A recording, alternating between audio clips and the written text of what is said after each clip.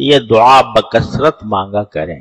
گھر میں داخل ہوتے ہوئے، سواری پر سوار ہوتے ہوئے، نئے شہر میں داخل ہوتے ہوئے، نئی جگہ داخل ہوتے ہوئے، کہ نبی کریم سرورد عالم صلی اللہ علیہ وسلم سے فرمایا جا رہا ہے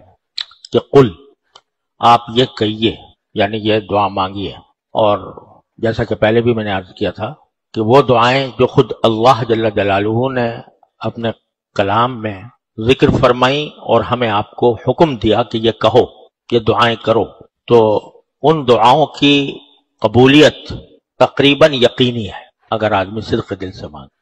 کیونکہ یہ بات اللہ تعالیٰ کی رحمت سے بہت بعید ہے کہ وہ خود فرمائیں کہ یہ کہو مجھ سے، اور پھر جو کہلوا رہے ہیں اس کو رد فرما دیں۔ تو یہاں پر بھی اللہ تبارک و تعالیٰ نے فرمایا وَقُلْ،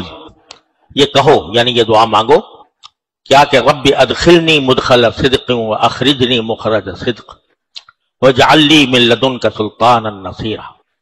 یہ بھی عجیب و غریب دعا ہے، پہلے اس کا سادہ مطلب عرض کرتا ہوں، پھر اس کی تھوڑی حقیقت اور اس کا پس منظر بھی اللہ کی نے توفیق دی تو عرض کروں گا انشاءاللہ۔ لفظی ترجمہ یہ ہے